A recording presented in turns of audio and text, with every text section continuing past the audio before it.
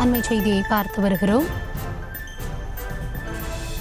கேரள மாநிலம் வயநாடு மாவட்டத்தில் முதன்முறையாக நிலச்சரிவு ஏற்பட்டவுடன் பாதிக்கப்பட்ட கிராமமாக பூஞ்சேரி மட்டம் இருக்கிறது. பூஞ்சேரி மட்டத்தில் மீட்புப் பணிகள் தொடங்கும் பட்சத்தில் இன்னும் பலி எண்ணிக்கை அதிகரிக்கலாம் என அஞ்சப்படுகிறது. தற்போது வரையில் அங்கு மீட்புப் பணிகள் தொடங்கப்படாத ஒரு சூழல் நிலவுவதாக களத்தகவல்கள் தெரிவிக்கின்றன. அது குறித்தான அண்மை செய்தியை பார்த்து வருகிறோம். மலை உச்சியில் இருக்கக்கூடிய இந்த பூஞ்சேரி மட்டத்தில் 70 வீடுகள் இருந்ததாகவும் தற்பொழுது அங்கு 20 வீடுகள் மட்டுமே இருப்பதாகவும் 50 வீடுகளின் இடர்பாடுகள் இன்னும் அகற்றப்படாமல் இருப்பதாகவும் தகவல்கள் தெரிவிக்கின்றன. அதனை நாம் தற்பொழுது பார்த்து வருகிறோம்.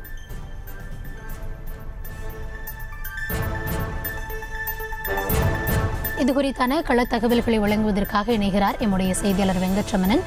வணக்கம் வெங்கட்ரமணன். இந்த பூஞ்சேரி அப்படின்றது எங்கு அமைந்திருக்கிறது? அங்கு தற்பொழுது சூழல் என்னவாக இருக்கிறது? மீட்புக் குழுவினர் அங்கு வந்து சேர்வதில் ஏதாவது சிரமம் இருக்கிறதா? கூடுதல் விவரங்கள் என்ன?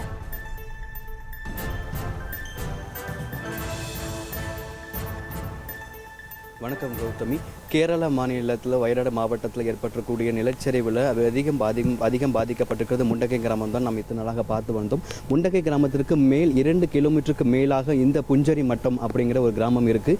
இந்த கிராமத்தில் 70 வீடுகள் இருந்திருக்கிறது. ஒட்டுமொத்தமாக அந்த 70 வீடுகளில் தற்பொழுது வெறும் 20 வீடுகள் மட்டும்தான் இருக்குது. மீதம் இருக்கக்கூடிய 50 வீடுகள் இந்த காட்டாற்று வெள்ளத்தில் அடித்து செல்லப்பட்டிருக்கிறது. முண்டகை கிராமத்திற்கு மேல், அதாவது அந்த வெள்ளேரி மலை அப்படிங்கிற அந்த மலை அடிவாரத்தில் இருக்கக்கூடிய இடம் பேர் தான் புஞ்சேரி மட்டம். இந்த புஞ்சேரி மட்டத்தில் மொத்தமாக 70 வீடுகள் இருந்திருக்கிறது. இந்த 70 வீடுகளில் 50 வீடுகள் இந்த நிலச்சரிவில் அடித்து செல்லப்பட்டிருக்கிறது. முண்டகையிலிருந்து 2 கிலோமீட்டருக்கு மேல் இருக்கக்கூடிய ஒரு இடம்தான் இந்த புஞ்சேரி மட்டம் அப்படிங்கிற இடம்.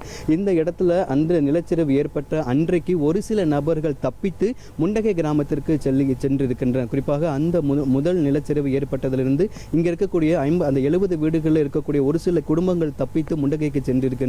ஆனால் இரண்டாவதாக ஏற்பட்ட அந்த நிலச்சரிவில் அந்த முண்டகை கிராமத்துக்கு சென்ற ஒரு நபர்களும் உயிரிழந்திருக்கிறார்கள். இங்கே வசித்து வந்த ஒரு நபர் இந்த நிலச்சரிவிலிருந்து தப்பித்த நபரிடம் நாம் பேசினோம்.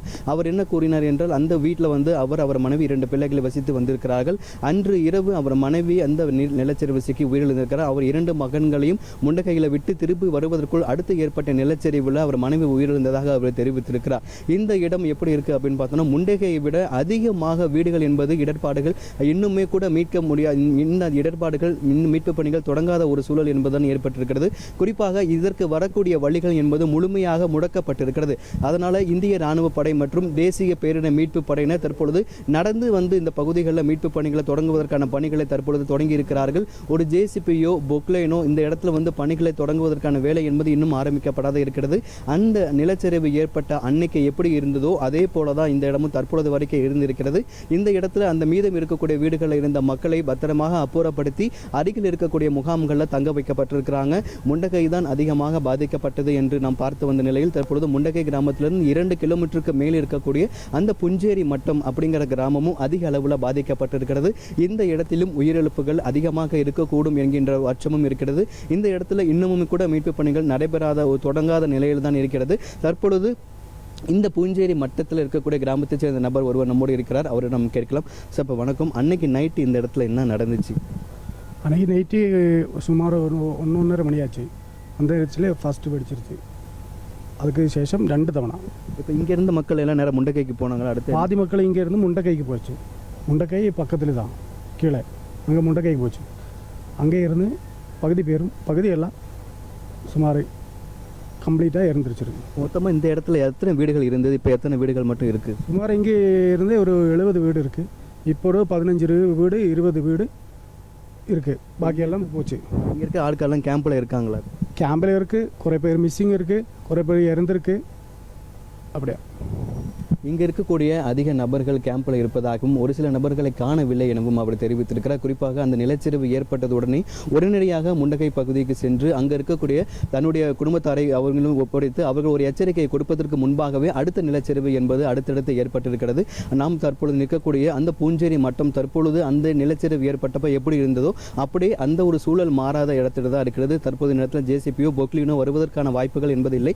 நாமே கிட்டத்தட்ட மலை மேலே ஏறி வந்த ஒரு சூழல் தான் இருக்கிறது. தற்பொழுது தற்பொழுது இந்திய ராணுவப்படை மற்றும் தேசிய பேரிடர் மீட்பு பணிகள் மட்டுமாக தற்பொழுதுதான் இந்த இடத்துல மீட்பு பணிகள் தொடங்குவதற்காக அந்த பணிகளை தொடங்கி இருக்கிறார்கள். ஆனாலும் இந்த இடத்துல அந்த சேதங்கள் என்பது அதிகமாக இருக்கிறது. இந்த கட்டிடங்களில் வேறு யாரும் புதைந்திருக்கிறார்களா அல்லது வேறு ஏதும் சேதங்கள் இருக்கிறது என்பது கணக்கிடப்படும் என தெரிவிக்கப்பட்டிருக்கிறது. தொடர்ந்து இந்த பகுதியில் என்பது ஒரு மோசமான சூழல் என்பதுதான் நிலவி வருகிறது. கௌதமி, மீட்பு பணிகள் துவங்கி 4வது நாட்களாகியும் பூஞ்சேரி மட்டத்தின் நிலை என்னவாக இருக்கிறது அப்படின்றத களத்திலிருந்து பதிவு செய்தமைக்கு நன்றி வெங்கட்ரமணன். செய்திகளை உடனுக்குடனும் துல்லியமாகவும் தெரிந்து கொள்ள சப்ஸ்கிரைப் பண்ணுங்க.